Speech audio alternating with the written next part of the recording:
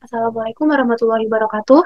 Perkenalkan, nama saya Morfebi Maharani dengan NIM 312222134. Di sini saya akan menjelaskan tugas review artikel mata kuliah metode penelitian yang berjudul Pengaruh Beban Kerja, Konflik Kerja, dan Kompensasi Terhadap Komitmen Kerja pada Guru.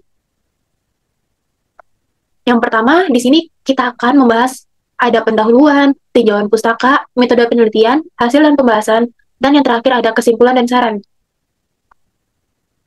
Pertama, di sini ada pendahuluan, latar belakang. Manajemen SDM sangat penting dalam mengelola tenaga kerja yang berkualitas.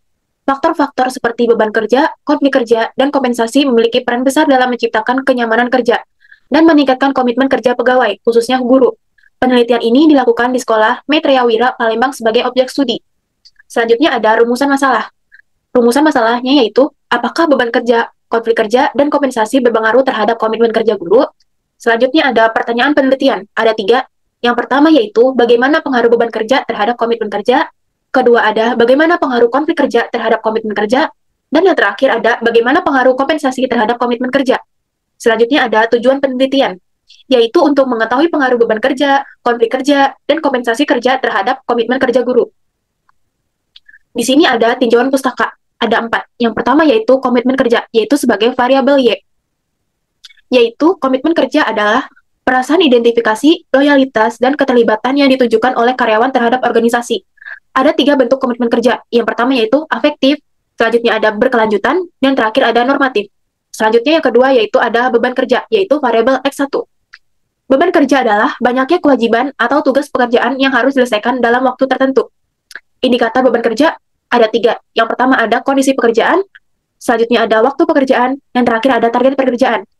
Yang ketiga ada konflik kerja, yaitu sebagai variabel X2. Konflik kerja adalah pertentangan yang terjadi antara harapan individu dengan kenyataan di tempat kerja, baik antar individu maupun antar bagian dalam organisasi. Di sini ada indikator konflik kerja. Yang pertama itu ada perbedaan, ketergantungan, gesekan, dan gaya komunikasi. Dan yang terakhir ada kompensasi, yaitu sebagai variabel X3. Kompensasi adalah segala bentuk imbalan yang diberikan kepada pegawai sebagai balas jasa atas pekerjaan yang telah dilakukan. Selanjutnya ada pengembangan hipotesis. Yang pertama yaitu H1, yaitu beban kerja berpengaruh terhadap komitmen kerja. Yang kedua ada H2, konflik kerja berpengaruh terhadap komitmen kerja. Dan terakhir yang ketiga ada H3, kompensasi berpengaruh terhadap komitmen kerja. Selanjutnya ada populasi. Populasi dalam penelitian ini adalah seluruh guru yang mengajar di Sekolah Maitreya Wira Palembang yang berjumlah 125 orang. Selanjutnya ada teknik sampling. Penelitian ini menggunakan sampling jenuh, yaitu teknik di mana seluruh anggota populasi dijadikan sampel. Selanjutnya ada pengukuran variabel. Yang pertama ada variabel X1, yaitu beban kerja. Diukur menggunakan indikator, kondisi pekerjaan, waktu pekerjaan, dan target pekerjaan. Dan terakhir ada, yang kedua ada variabel X2, yaitu konflik kerja. Diukur menggunakan indikator perbedaan, ketergantungan, gesekan, dan gaya komunikasi. Selanjutnya yang ketiga ada variabel X3, yaitu kompensasi. Diukur menggunakan indikator kompensasi finansial langsung, kompensasi finansial tidak langsung, dan kompensasi non-finansial, yaitu pekerjaan dan lingkungan kerja.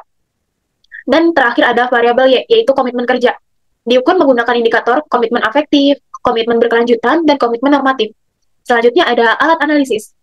Penelitian ini menggunakan Structural Equation Modeling, atau SEM, dengan pendekatan Partial Least Square, atau PLS, menggunakan Smart PLS versi 3.2.9.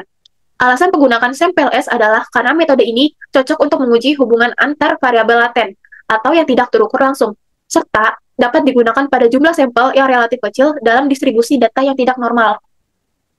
Selanjutnya ada metode penelitian.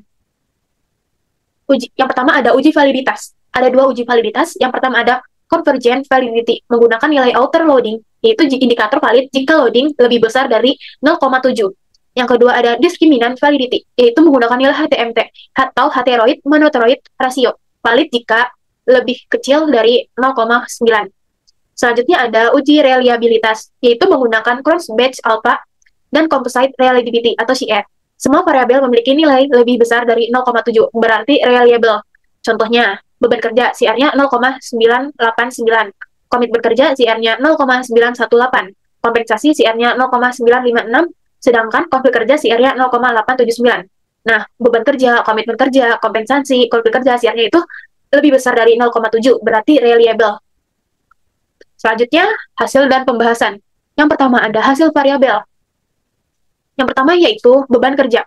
Nilai rata-ratanya 86,32%. Kategorinya sangat tinggi. Indikator tertingginya target pekerjaan, yaitu 86,64%. Indikator terendahnya waktu kerja, yaitu 85,54%. Beban kerja berpengaruh terhadap komitmen kerja. Selanjutnya yang kedua ada konflik kerja. Nilai rata-ratanya 64,4%, kategorinya itu sedang. Indikator tertingginya ketergantungan, yaitu 80,15%. Indikator terendahnya gesekan, yaitu 49,26%. Konflik kerja berpengaruh terhadap komitmen kerja. Selanjutnya yang ketiga ada kompensasi. Nilai rata-ratanya 80,98%. Kategorinya tinggi, indikator tertinggi yaitu kompensasi non-finansial lingkungan, yaitu 88,24%. Indikator terendahnya kompensasi finansial langsung, yaitu 71,65%. Kompensasi dinilai tinggi tetapi tidak berpengaruh signifikan. Selanjutnya, yang terakhir ada komitmen kerja, yaitu nilai rata-ratanya 88,72%. Kategorinya sangat tinggi. Indikator tertingginya komitmen normatif, yaitu 90,93%. Selanjutnya ada indikator terendah, yaitu komitmen berkelanjutan, yaitu 83,82%. Selanjutnya ada hasil uji hipotesis. Nah, di sini ada tabel hasil uji hipotesis. Nah, ada hubungan statistik, value, dan kesimpulan. Nah, hubungannya, yang pertama yaitu ada hubungan antara beban kerja dan komitmen. Statistiknya 3,79796, value-nya 0,033. Kesimpulannya yaitu signifikan. Nah, hubungan yang kedua ada konflik kerja, komitmen. Statistiknya 1,980. Value-nya 0,042. Kesimpulannya signifikan. Selanjutnya hubungan yang terakhir ada kompensasi komitmen. Statistiknya 2,500. Value-nya 0,113. Kesimpulannya yaitu tidak signifikan. Nah, yang ketiga ada pembahasan. Ada 3 pembahasan. Yang pertama yaitu beban kerja yang tinggi menurunkan komitmen kerja.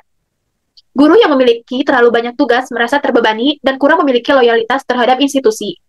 Selanjutnya yang kedua ada konflik kerja juga menurunkan komitmen. Adanya ketidakharmonisan atau perbedaan antara rekan kerja berdampak negatif terhadap kenyamanan kerja. Kompensasi tidak memberikan pengaruh signifikan. Meskipun dinilai cukup tinggi, kompensasi tidak cukup kuat untuk meningkatkan komitmen kerja jika beban kerja dan konflik kerja tidak ditangani. Selanjutnya, yang terakhir ada nilai R square atau nilai R kuadrat. Nilai R kuadrat sama dengan 0,655. Artinya 65,5%.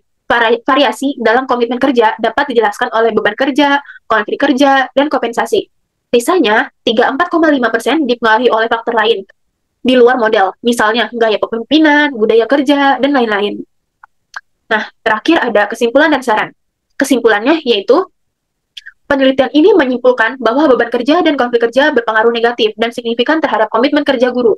Sedangkan kompensasi tidak berpengaruh signifikan, yang berarti bahwa secara simultan, beban dan konflik kerja menjadi faktor dominan dalam menurunnya tingkat komitmen guru di sekolah Fitria Wira, Palembang. Nah, sarannya, pihak sekolah disarankan untuk menyesuaikan beban tugas guru agar tetap proporsional, menangani konflik internal secara aktif melalui pendekatan kekeluargaan dan mediasi, serta mengevaluasi bentuk kompensasi agar lebih tepat sasaran. Di samping itu, penelitian lanjutan dapat menambahkan variabel lain seperti kepemimpinan dan budaya organisasi untuk memperkaya hasil analisis. Nah, cukup sekian yang dapat saya sampaikan. Kurang lebihnya mohon maaf. Wassalamualaikum warahmatullahi wabarakatuh.